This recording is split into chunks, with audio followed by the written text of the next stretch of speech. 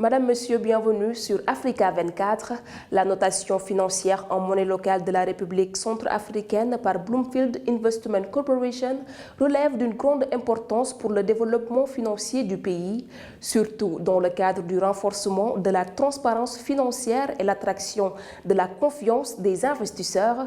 Pour parler du climat des affaires en République centrafricaine, nous recevons dans cette nouvelle édition de décryptage Hervé Ndoba, ministre des Finances et du Budget de la République centrafricaine.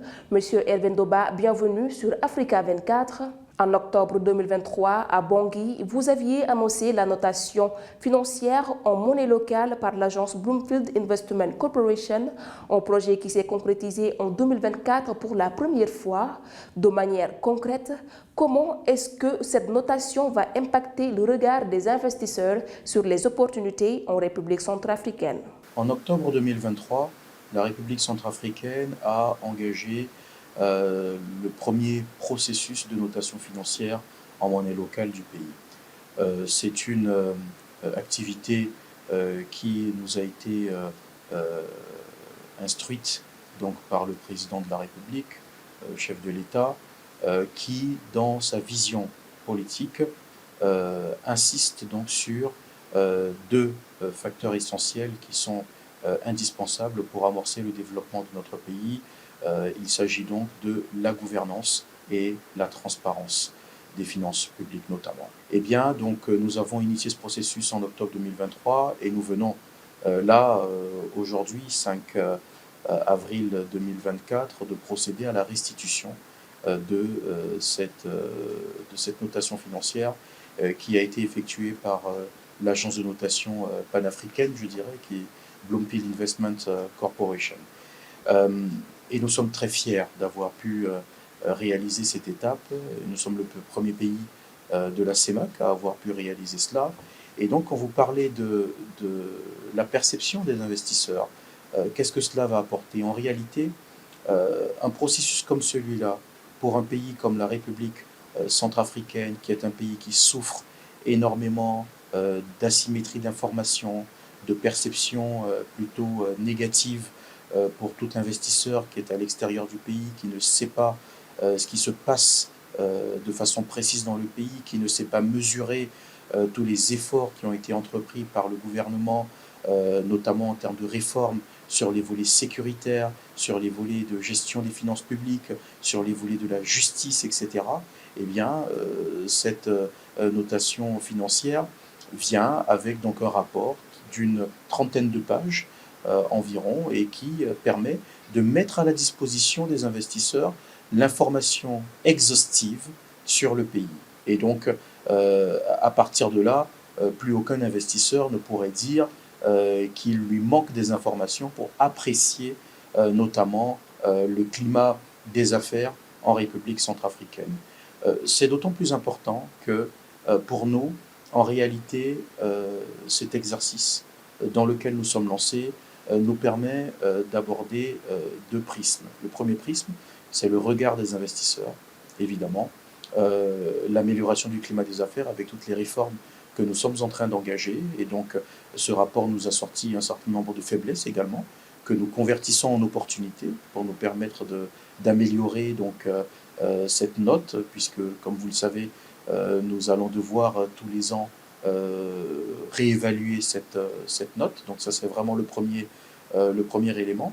Et le deuxième prisme à travers lequel nous le voyons, nous le voyons à travers les réformes sur la gouvernance, la bonne gouvernance et la transparence. Donc nous sommes très contents d'avoir réussi à faire aboutir ce processus de notation financière et nous pensons que cela change tout pour les investisseurs. Pour l'exercice 2024, les ressources budgétaires de la République centrafricaine sont dimensionnées à 291,8 milliards de francs CFA et votre pays ambitionne de recourir à l'épargne de la CEMAC afin de financer partiellement le fonctionnement des services publics et des projets de développement inscrits dans la loi des finances.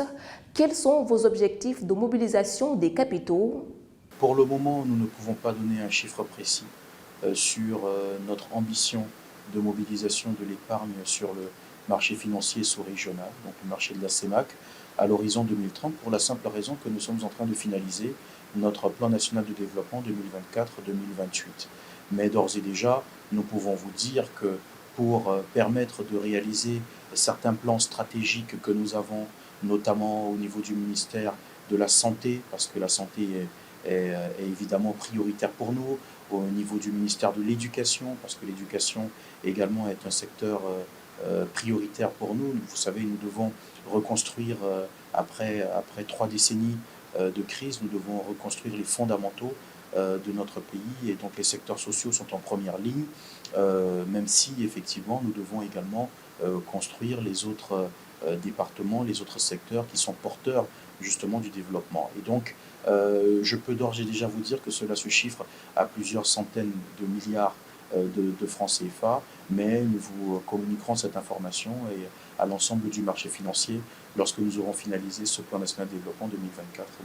Afin de répondre aux besoins de financement et rétablir l'équilibre budgétaire, la Centrafrique, qui n'a jamais eu un défaut de paiement sur sa dette depuis le lancement de ses opérations sur ce marché il y a plus de 10 ans, prévoit en 2024 de rembourser 28,5 milliards de francs CFA sur ce marché commun des États de la CEMAC.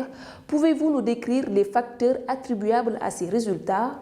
Si on arrive à une année comme l'année 2024, pendant laquelle nous devons rembourser à peu près 28 milliards de francs CFA, donc qui est un remboursement essentiellement sur les titres que nous avons émis et pour lesquels donc, nous avons engrangé des souscriptions du marché financier sous-régional, eh bien c'est tout simplement parce que nous avons réussi à doper en réalité notre intervention, nos différentes interventions sur le marché financier.